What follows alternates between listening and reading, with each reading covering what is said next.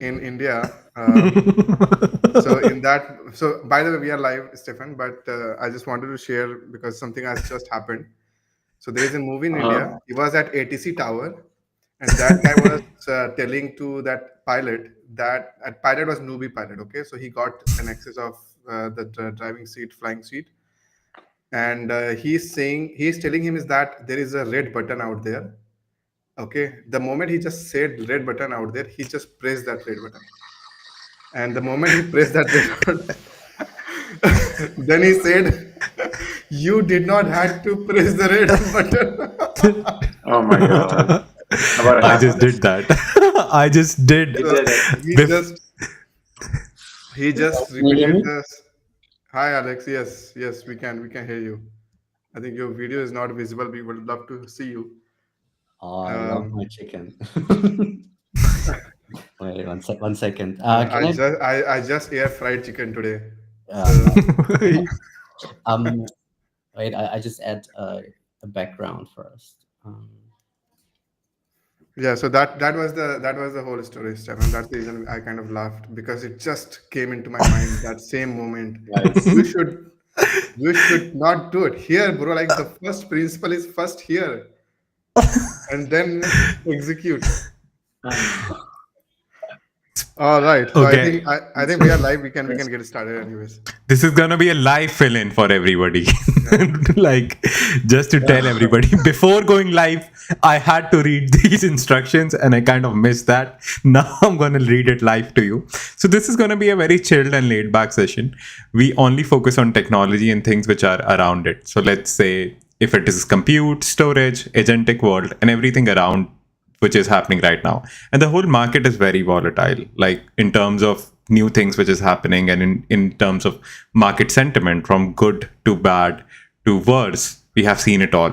And there has been multiple weathers and multiple showcases of different kinds of technologies from actual execution to something which is just on paper. This has been. So the whole goal is to be very chill, speak about things, and actually the viewers who are watching this, they should learn what should be the direction for compute, what should be the direction for building or agents or storage. So that's the whole goal of the stream. Pretty laid back, pretty, and we would do some fun jokes and stuff like that for you in between. So don't worry, like that is something which comes in as part of it. But thank you so much everybody for joining in. Let me introduce everybody first. So we have Prashant from Sferon, we have Stefan from Agave, and we have Alex from Storacha. Last time I kind of like fucked up. I said Ken to Jen, and people made meme of that. But yeah, this time I kind of added it to the rooster. So speaking of, like, as we have seen, this specific market is, I don't know, do you guys feel this is the initiation of a bull market, like the sentiment right now, or do you think there is so much more to go in terms of technological adoption? And like you see that everybody's doing agents right now, everybody's doing AI right now, and the narrative has somehow picked up. Everybody's trying to pick that and ride that wave. So what's your viewpoint on this? And this is a free space, so anybody can say anything and jump in anytime. Yeah, I think this time Bitcoin will go for a run. I feel like everything else is gonna just like rotate. I think there is just so many alt projects out there. And now here's like just a retail investor speaking basically. I think it will rotate from project, like top project to project in terms of the alt space. I don't think we'll see like the same as the bull run last time, where everything is just like going like 50% every day, etc.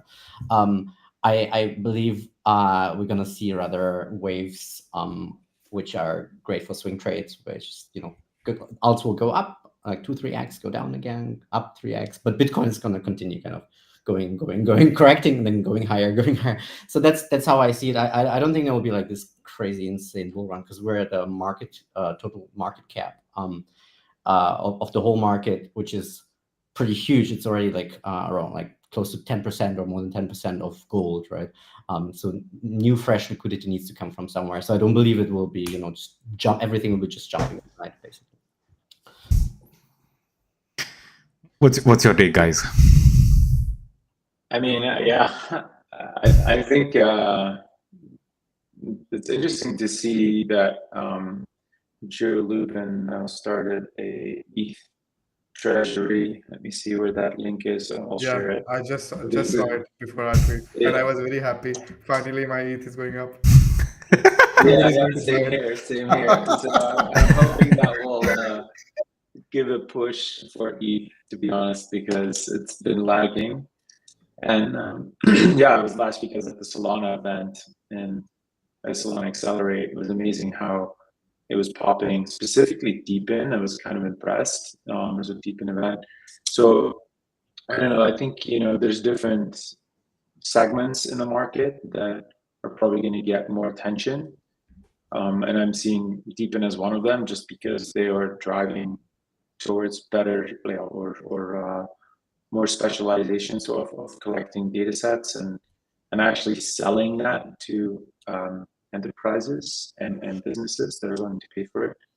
But I agree with Alex that the altcoin season is not here yet, and it's definitely the feedback on the floor from some traders that this is anecdotal information where they kind of said, hey, there's a lot of institutional money still moving into Bitcoin, and there's a lot more upside there to still come, because apparently, even though it's been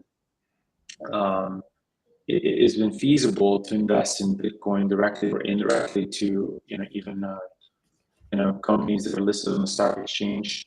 It doesn't mean that all these local family offices and have made those moves, and so there's a lot more upside. And there was some trader was like walking me through the reasoning behind why Bitcoin is actually a safer bet in all the trade wars that are happening right now. And so, I forget all the details, but then in a nutshell, it was like, yeah, it's actually contributing as well. And I've gone through justice, obviously, but for the altcoins, it wasn't really a clear strategy there yet, or clear signals yet. It's still pretty volatile. But does like building in such kind of market like change the trajectory of a very tech oriented product, like a market so volatile? Does it affect that, like, because you Yeah, see like but before I jump into that question, Prakash, I have one more. Okay, because yeah. you just went a little farther. So let's loop back on the first question itself. I think I don't know like if you guys agree on this point or not, and I believe you guys have been quite a long time in Web3 as well. And most of the people who invest into Bitcoin, they are looking not to make 100x returns in the next 6 months, 5 months, 2 months, or even the cycle which every one of us knew, like from where we came from. Like that's a cycle which we have seen. But why do people come to crypto is a very different question altogether, right? And I think if we look at that perspective, that game of crypto is not just to come and invest in Bitcoin, is because people want to come invest here some money and they want to make big money out of it. And that's what I have seen so far industry wide.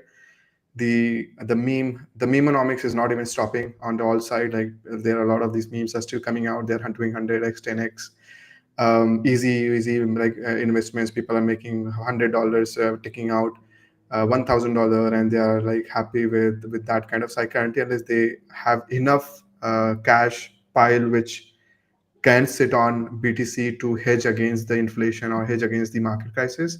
I think that's where I see that like the smaller retail investor will still move toward more towards alts.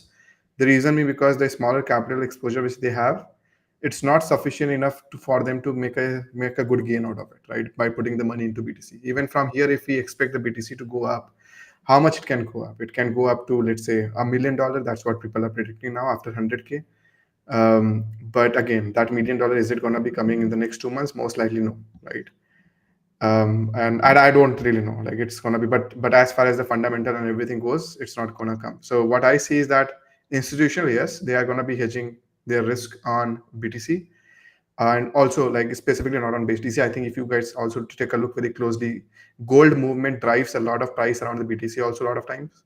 So gold has also been like rallied in in the past couple of months. Like it really rallied. Like it doesn't happen in commodities like that, where it just rallies like 50%, 60% in a year. It doesn't happen very usually. So now gold is already sitting at a very high cap, right? And people are hedging two things. Like one is gold, which is again liquid around the world. Second is the BTC again, which is liquid around the world. And that's where I think that's where we see like institution coming into. That's my point again. But what I'm bullish at is in June end or somewhere when we start seeing a lot of this dominance getting heavily into BTC, I want that dominance to come back to Ethereum. And once Ethereum starts rallying, I bet like most of the alts will rally like 5x, 10x like that. So Yeah. so that's smart. What's your That's take on what's your take on Solana versus Ethereum, Ben? Because I mean, there was like, there's definitely big believers in Solana winning yeah, the game. but I think Solana we should not ignore. But still, I don't see that Solana market cap like going and crossing the Ethereum's like sooner. It may do it. I don't even know. Like really, I don't know that Solana space because they do some crazy stuff and it just shines sometimes. So who knows? Like it goes to $1,000, but I'm still somehow, because if you look at the builder's mindset, I think you are here, Alex is here. I think we all come from Ethereum ecosystem, and like we have built there. Yeah. We have some kind of soft corner for Ethereum in a lot of other places. And sometime I also like go ahead and buy Ethereum just because it gave us a lot in terms of. But again, I look at more a builder perspective. So if there are a lot of builders flocking in Solana, then yes, we can look into Solana as well. But as far as I can see, still I don't know. Like somehow a lot of legit builders, very good builders, are still like choosing EVM.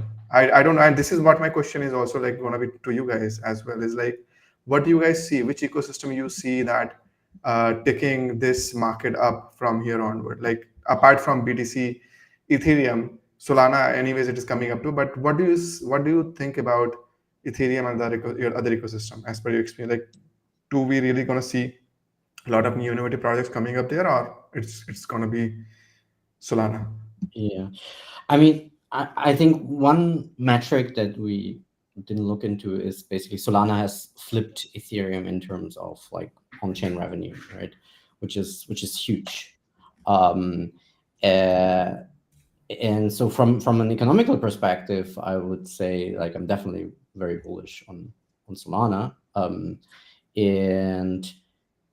if you look from a future potential perspective, I think Sui is definitely a very strong contender with with Move, and with like object-oriented programming, which is a lot more user-friendly, and you can be a lot faster basically on bringing like smart contracts and application logic on chain. So I would definitely take them seriously. I'm also super excited actually about the Monad launch, right? Because I think Monad is going to be another very strong contender who's like EVM compatible, but really optimized for financial data, right? I mean, these guys, Kion is coming from, a quant trading background, high frequency trading, trying to launch like the most performant network, which allows you to port like all your EVM smart contracts immediately onto Monad, which has TPS, which is higher than Solana, with far lower hardware requirements, so way more decentralized at the end of the day. So I'm quite excited about that, and I think there will be like quite a bit of changes in that ecosystem. I think Ethereum has more threat and really needs to speed up actually in some areas. I think they were a little bit too slow to release necessary features to improve performance, reduce fees, etc., etc. Amazing. I think we haven't taken the name Sui, so you have taken it. Yeah. I'm still I'm still like I want Ethereum to go up because I'm holding its back, honestly. But but on but do you like I'm still always curious, like what happens if Ethereum optimizes itself? What happens Mhm. if L2s which are out there, like they become as performant as next L1 out there in the market, right? Even it is Monad, or I think a lot of time what we have also heard, like in the test net, they work flawlessly well, like 1 million transactions per second or hundred and thousands of transactions per second. But when the chain really goes live, it just shows a very different picture altogether. I think we have all witnessed that in multiple chain launches as an L1s. So I would wait for Monad to kind of come in and basically prove that this is wrong, that it's not just in testnet. We can, and we have also tested in a lot of time, they are also failing in testnet in multiple places.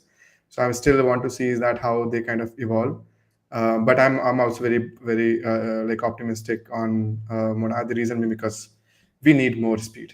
We need Yeah. more speed because we are seeing a lot of, and we have storage, we have compute who are going to be consuming all of this speed for, let's just imagine if tons of people are uploading the data sets and we are putting the transaction hash there. It's going to be insane amount of transaction which these guys will be seeing. But coming back again, Stefan, if you want to add something, if not, then I would love to jump on one very interesting thing which I want to know from both of you guys, because I never met both of you at one place. So I just want to ask this question to both of you. Should. Is he asking your wallet keys? Um, I'm just kidding. I will It not give was you so my social intense, insurance like number. I don't have it was so intense. Yeah. So essentially, the question which I wanted to like ask is that, like, if you look at the deepening space as such, which is growing, and I believe deepin consists of storage as well, like storage nodes and all of these things. And then on top of that deepin, we have compute segment which is already growing up. Then we have storage segment which is already growing up. We have been seeing a lot of spaces which has been done around like compute a lot. Some fundamental, I don't know, like some of storage. I don't hear that a lot. But storage is a key component for the AI, like down the line. If you look into yeah. the AI segment as such, I think like without storage, you can't just do anything. Like even compute can't perform at scale if it doesn't even have like oil to even run it right properly. So what you guys are doing, like what are your takes in terms of decentralized storage versus centralized storage? And where do you see some innovation kicking into this space where storage space in Web3 is positioning itself as de facto layer for decentralized AI? Uh, like we have seen a couple of companies trying to do that, but I don't know like where they store the data. But would love to learn more deeply from you guys. Like what are your takes? Yeah, maybe I can start. So there's a couple of angles that we are using right now at Akave. One is we are meeting the users where they are, and the users that we are going after with Akave are enterprise users or deep-in networks that need enterprise-grade infrastructure and are currently using centralized clouds. The hook or the benefit to the user right now is cost savings up to 80% or more because of the fact that there's no egress associated, egress costs associated, plus that opens up users to be able to use new compute farms. And the reason why I'm saying we're meeting the users where they are is basically we developed an S3 compatible interface so that we can integrate more easily with these Web2 applications. One being Snowflake, Databricks. There's a ton of other ones. Are compute platforms that currently offer machine learning and now also AI tooling, where enterprises or even a deep networks. I was speaking to another deep networks last week at the Solana event, and I asked them like, "Hey, what are you using to do analytics?" And they're like, "Well, we're collecting all these data sets at the edge. We're trying to sell it to these data marketplaces, and guess where the potential buyers live? They live in the Web2 marketplaces. Snowflake is also a marketplace, right? And if that's where customers do their analytics, and that's where customers get their initial education on how to build AI agents, that's where we are meeting them. And so in that case, the conversation is more than cost, because when you're storing LLMs, what's important is immutability. Is important. It's important to demonstrate that the data integrity or the actual content of the file wasn't changed. So you basically have a tamper-proof infrastructure. So that's the second hook, where if you want to accomplish that in the cloud, you can do that, but it's expensive. Plus, you lock yourself in, because if you lock in your objects in AWS, let's say for 3 years, because you want to ensure that it doesn't change in 3 years, and data is stored immutable, and there's an actual object lock enabled, you're just kind of stuck with AWS for 3 years, right? And so this vendor lock-in is becoming more real, and that's where we are focusing in on, because if a user moves its data out of cloud, they're not only saving on storage, now they can leverage decentralized compute. And so to your point, does it need to be decentralized? No, not from day one. As long as you can deliver quality and similar functionality, users are very happy with that. And as long as you have a longer term vision that you can scale out your infrastructure in a very cost efficient way, then we should be fine. So that's what we're focusing on, because we're seeing also more of the traditional enterprises looking at agentic AI. It's actually the most common, I would say, use case that I'm seeing between Web3 and Web2 now. I think agents are going to be like massive. But what's your take on this, Alex? Yeah, I was holding a presentation on agent memory in Dubai, actually. So I look at it a little bit from the area, like, okay, so what types of memories basically exist right now, and how they're being built.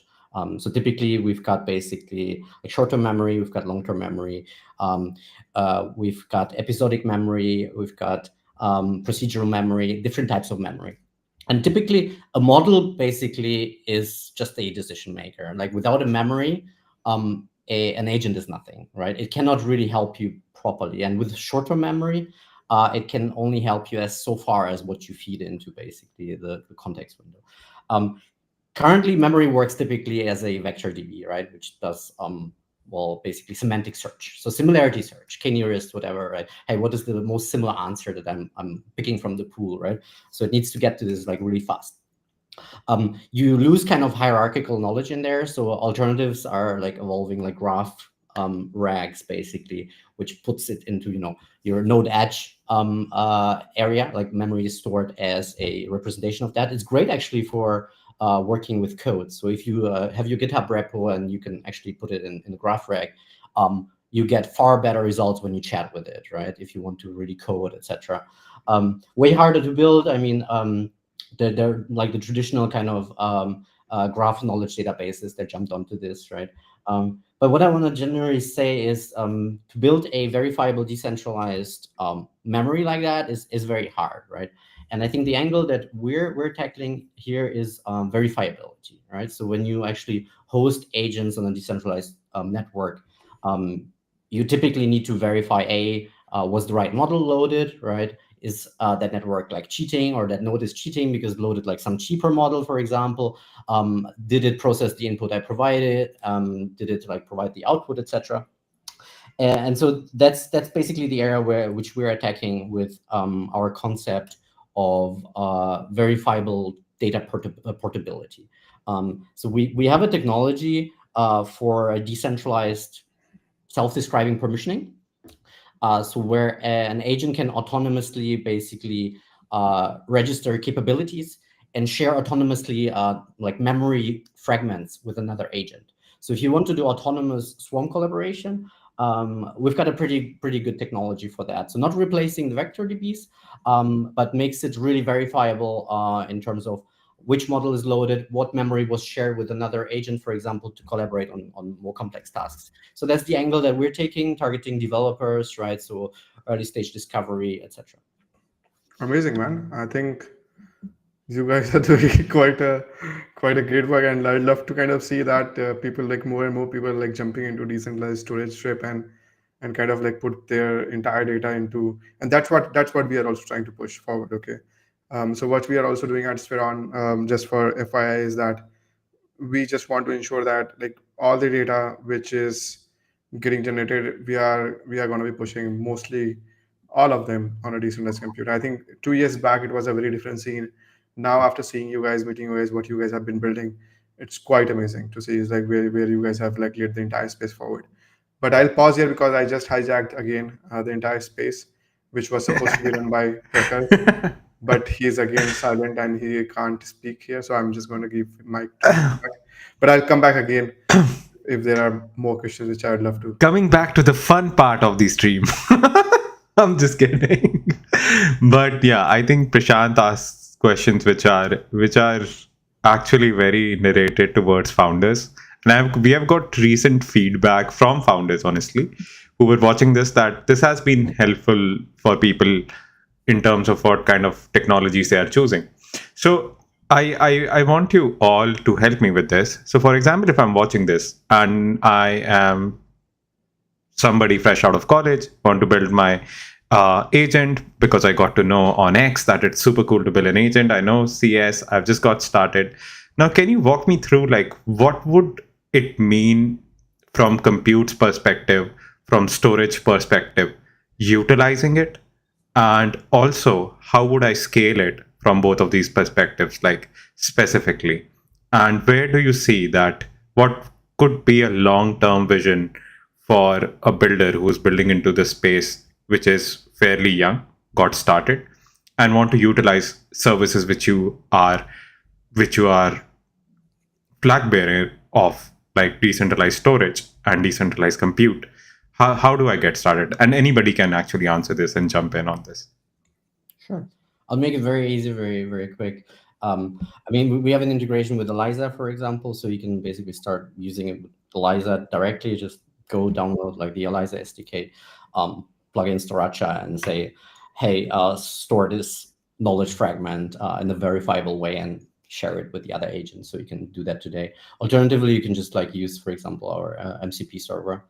So we just recently published it, and you can start leveraging basically Storacha for, let's say, backing up your whole vector DB or sharing like fragments of that information with other agents. So that's how I would recommend to get started. Just like take an existing agent SDK, or for example, MotherDAO, Gaia provides like different ones, right? And then pick, ideally, if you want to build on a fully decentralized stack, pick your compute network, for example, like Spheron, where you want to kind of host this in a container, and then pick your storage, which you want to plug in. So that's kind of the easiest way to do the full decentralized stack, start experimenting from there. But I think it's a long path to scaling, etc. So I'm talking right now only for young builders who are just like out there who want to get started very quickly. Pump.fun builders. The Burj Khalifa builders. See, oh, it's going up. Oh, it's going down. Yeah, but just wonder, like Alex, if you guys are already doing the MCP and if you have done it, so Yes. we have a framework called Skynet, which we have already launching. Just take a look into that, the Skynet XBT on Twitter. Cool. So we are working to integrate a lot of MCPs, and we have already partnered with many. So if you want, we can enable Storacha's integration there, and people can just directly back up like their communications whenever they are creating the agentic flow. They can use Storacha as a default, or if Stefan also has, like, we'd love to kind of give that Kave also there, but that's where we would love to kind of like put that in, just from my side. But yeah, we have an MCP server too. Then we have two people to kind of get integrated. Let's do that. That's right. Let's go. Yeah, it's very easy. Yeah, let's go. See you guys from the Skynet stream as well. Yeah. Now Skynet is like, okay, now I have a crazy two best decentralized storage out there integrated into the Skynet. Let's go. And you're gonna integrate it now live, Prashant, right? Live coding. I no longer code. Sorry guys. Like I used to code, but I just stopped coding because I had to learn these things. Who would do these things? So that's when. But I'll ensure that next week, I'm getting here. If you guys have documentation, everything ready, drop us in our group. Next week, I'll Yeah. ensure that one of our devs pick it up and it goes live, and we all can announce it. And then you can also use it directly with the Agentic flow. And I'll ensure that both of yours goes live with it. Again, I'm telling it on a stream, so I'm not just Damn. shy. You can always cut that part and put it in the group. Yo, what's up?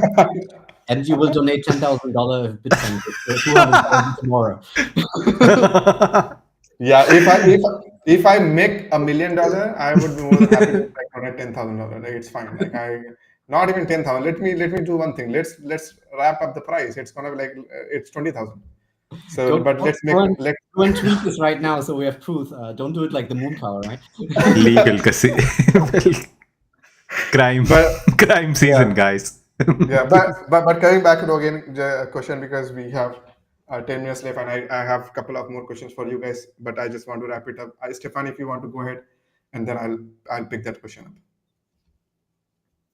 Yeah, no, I just want to say that, what we've seen is MCP, the MCP server is very helpful because users can easily build agents that they can take their own LLMs and they can just interact with in a Kaveh bucket. And because we, implemented the S3 interface, it's a lot easier as well to just take existing content that is managed today with the Web2 app and then point it to an Kaveh bucket, and then also use your MCP against that same data set. So it's a little bit easier for users that already have data stored somewhere in a cloud bucket and want to interact with the exact same data format. But we can also use the native SDK. So Kaveh also has their own native. We also have our own native SDK instead of the hosted S3 interface. And there you can just natively interact and just go to docs.kaveh.xyz and you'll see all the details there. The MCP documentation is going to be added, but Prashant, I'll ask our engineer to add it before next week and share it with your team. Yeah, I'll be more than happy to do that, and because that's something because if you look at the link which I have just dropped you guys personally on the private chat, is this Skynet thing which I have just shown the demo. Just imagine you plugging into decentralized storage into this entire segment, like so people can just opt in the memory operation and everything. It could be kind of like crazy. So would love to kind of like see both of you guys there as our close partners and kind of like getting listed in this Skynet. Now coming back to Spheron side, again, if you're a builder, you need a lot of compute. If you are building an AI, there's no way you can escape out of it. So to do that, what you have to do is simple. You go to Spheron, log in. Now we have a feature called SSH.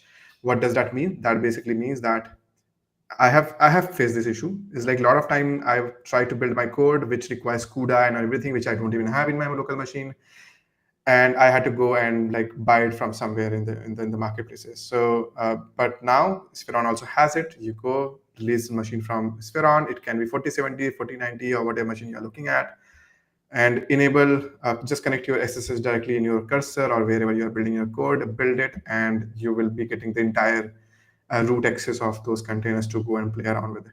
So that's how you can go ahead and play. Again, once you are doing AI, we have amazing partners here who you can also use for storing your data. So you have compute, you have data, and what else you need? You need hosting. You go and host anywhere. So, and guts to be in Web3.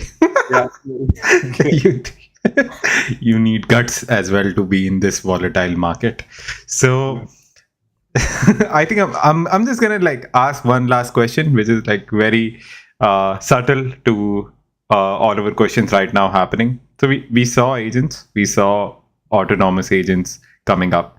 So what do you think right now could add in from your technology to autonomy, like in terms of what you are building right now, or what is it in your roadmap, or what is something you see? Okay, if autonomy adds in and agents are going to go ahead and utilize storage and compute and do this all together and without human intervention, there is a I think there is a recent talk by founders of Lambda Labs. He just recently said that the next step is neural code, where machines are learning itself. How do they utilize storage? How do they utilize compute and optimize the storage and utilization one by one, so that the core logic becomes way more optimized from initially. So as technology providers, like what's your say on this? Like, how do you think that would happen from your specific technology? Decentralized, yes, but how and to what extent? So it's a broad question. I was just about to talk like, about biocompute and how they're like growing cells in China, but I think that's a little bit off topic. So how does Taracha contribute to that? I think so. Our mode is so we have a capability-based permissioning system. So I think the limitation in autonomous swarm agents in the future that just collaborate is authorization and permissioning. So you cannot use traditional like auth servers. Right? You cannot like permission an auth server and really start controlling agents, because then it's not really autonomous, because a human being has defined like, well, who's allowed to access and share what and not, right? So I think it's a big problem. I know that the NEAR protocol is looking into alternatives, like into capability-based permissioning, basically, right? So basically, which services am I offering? Like, who am I? How can you find me? Which services am I offering? And how can you access this? And how can we quickly communicate?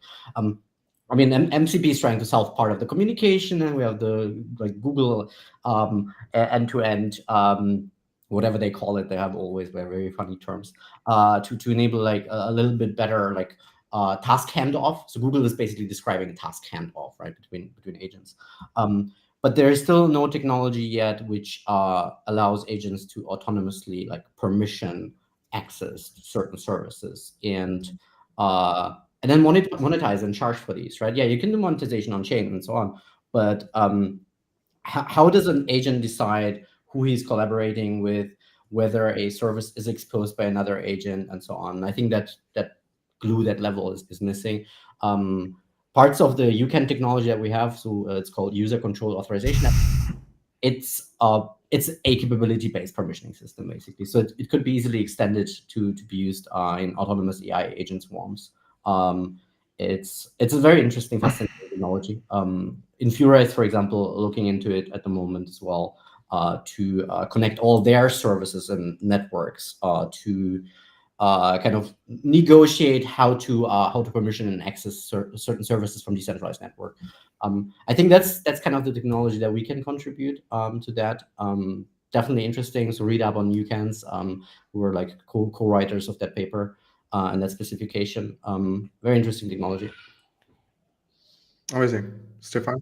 Yeah, I think this. I agree with what Alex is saying. There's a lack of standards there too, like, or adoption of like new technologies across different clients, and so that market's still a bit nascent. What we're doing is, because we are focusing on S3 compatible interfaces first, because we've seen that a lot of users want to move from traditional, and so their knowledge typically, even in Web3, is sort of like they're S3 knowledgeable, right? Because that's where they started. We are kind of converting the access controls as well that come with that S3 protocol, and converting it or supporting it with smart contracts on the back end, so that you have a real policy enforcement on chain. So meaning, if you want to provide access or share certain files within an object, within a bucket, in a Kave bucket, because in a Kave bucket exists of a bucket, so basically you have an account managed by a wallet, you have multiple buckets within that account, and you have multiple objects within that bucket, right? So that's very simple. And then you can set access controls, and these access controls are enforced with a smart contract on the Kave chain. And so that's where we're starting as like the first step of policy enforcement when it comes to access control, because you're right, everyone that's managing data, whether it's a smart agent or an actual user, they will want to share this with other parties, other resources. And so, our step, and there's different solutions, like there's a UCAN approach, and our approach has been, let's go enforce it on chain in a smart contract. And then over time, we can add other access control capabilities, but at least this way we maintain like the functionality that an object storage interface is looking for, plus what a blockchain can offer as an extra level of security. Amazing. So I think what we have just discussed is that programmable storage, which is programmable decentralized storage, Right. plus programmable decentralized compute. After you have full autonomy. So if anyone is looking this stream, you have all of those components built in. It's already there. And if you want to like create the entire autonomous agents and things, you have everything out there. Like you have storage, you have compute, you have everything, whatever you need to like make sure like your agent just goes into the network and start learning. And to coming back to your question, like Prakash, like around the statement which Lambda Labs founders have made, I think it's already happening. So if you look at the how the memory update and the things are currently working, it's already on the same direction where it's still been triggered by user feedback loop, where we are still inputting the data, and then GPT or any other AI companies out there understanding your behavior and pattern of asking question and writing question and the kind of question which you love or not.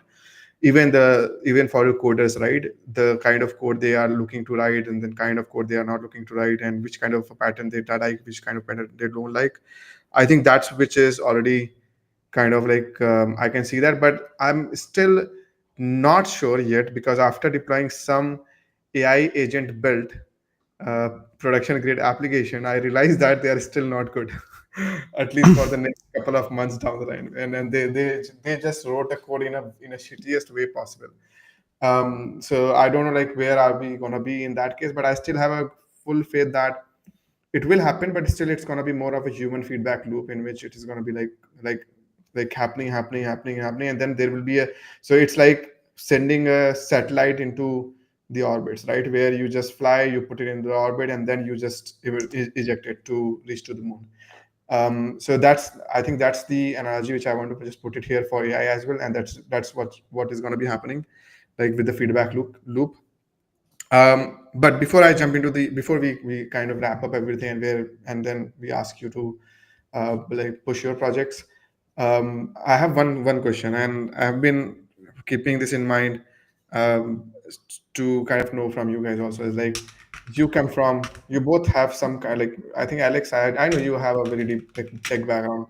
Steph, I just know like you are more marketing guy. I always looked at you because you are good in doing that area. It's like I don't know like what is your tech, but I'm still gonna be like pushing it forward.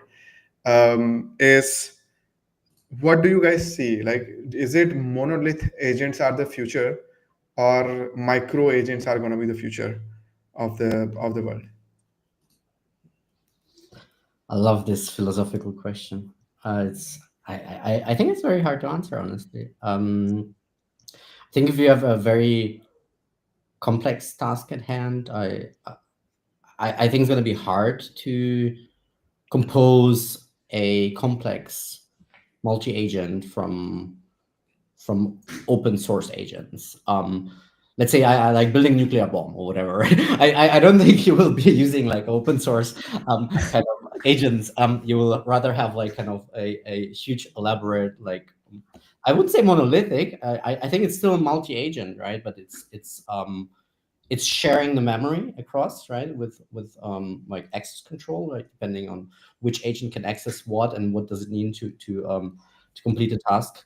But I think generally for, let's say, easy SaaS tasks, or like little companies out there to quickly build, I don't know, like AI image converter, or I don't know, like file converter, or document processing, or things like that. I think you can just build that easily with, distributed agents, and then just create like a multi-agent orchestrator and leverage like existing tools.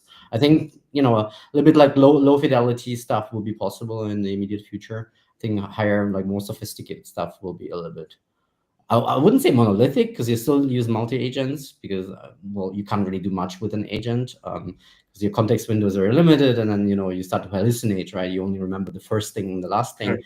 So you are forced in using like agents and like orchestration for that. So I think in the future it's really going to be about orchestration, right? So that's the biggest problem to solve here. Not so much the question about like micro agents or monolithic agents. I think Yeah, really but orchestration. if you're saying orchestration, we are not going to orchestrate the monolith agents, right? We are just going to orchestrate the micro agents Well, or you still orchestrate you still orchestrate even within the monolithic multi-agent, right? So that's why I think monolithic is not the right word here, because you have to use yeah, multi-agent. I think they will become managers. Yeah, they are the managers, but they still need to orchestrate, right? Yeah. Okay. And what's your take on this, Stefan? I mean, yeah, I just follow like what happened with microservices in the cloud. It like right now, I think everyone that needs scale and is running in the cloud has adopted microservices in some form or fashion, whether direct or indirect through a service. But I think the same thing will happen here, just to optimize. That also allows you to optimize your sub agents, or like those microservices, those micro agents, basically. And I can see already people talking about, oh yeah, there's already marketplaces, right, that are looking to sell and trade agents. So it's interesting to see that whole concept of like, hey, if you can train a good agent, you can actually sell off access to it. So yeah, I would assume that it's going to be a combo, and I think micro agents will eventually be the winner just in general. But I mean, there's always a master agent, I assume, that will manage and triage all these micro agents. But I'm just looking back at like what happens in the cloud, and that's to me the most scalable way to expand your infrastructure. And I think agents will become the resources, or the users of compute and storage resources. They will become like the next gen billion users that we have to deal with. So yeah, I don't know enough about the different platforms or the trade-offs, but I'm just looking at the past, and Yeah, I think makes sense. apply it here I think as makes well. sense. So What point you just brought in is like I just want to emphasize that as well, and that's where I also agree is that if I go back and if I have to write the code again, so I am not gonna be using the same switch if and all of those statements for my manager class.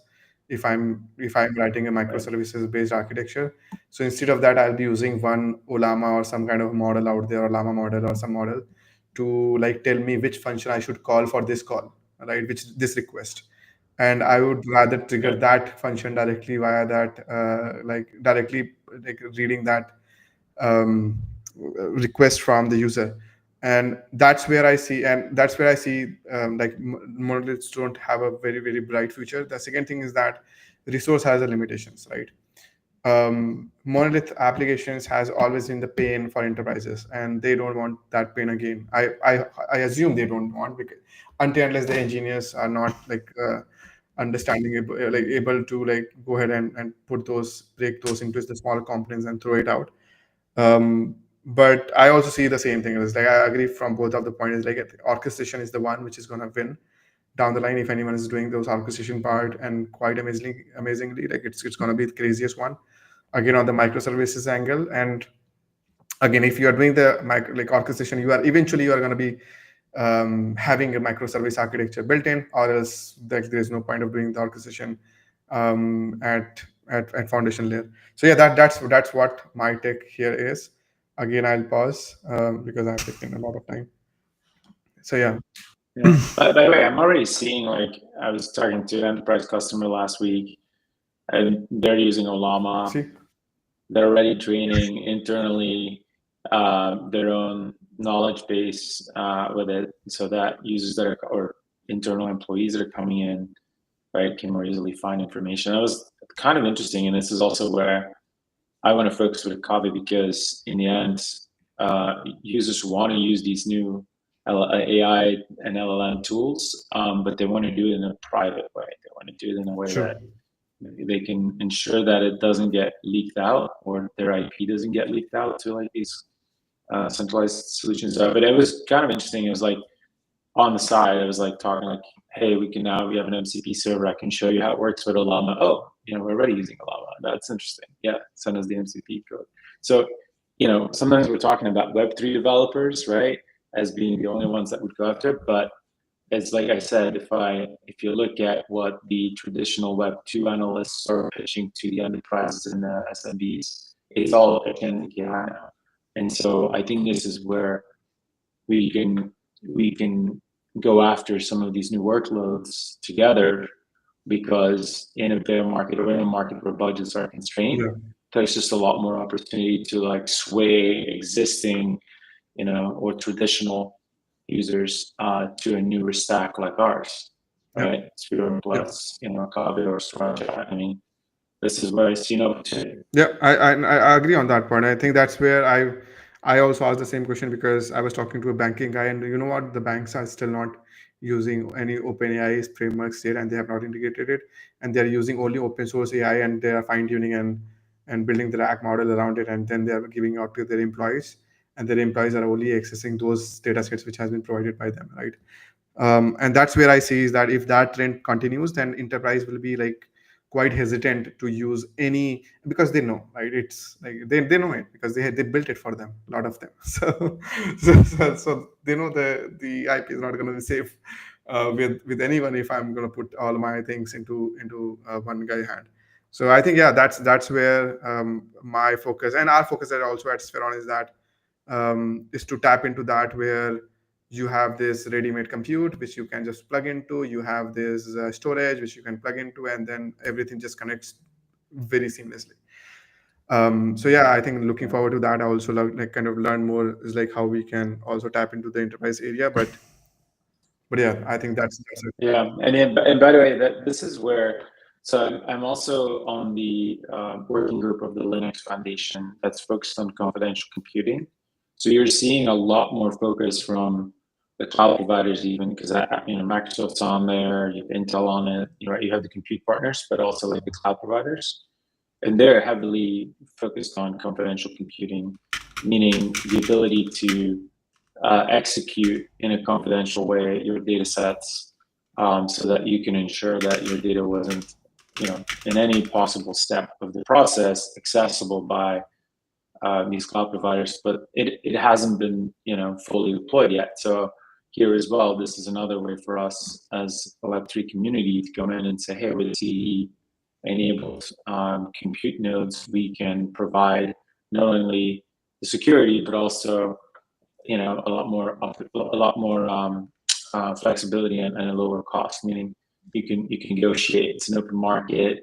You have it locally.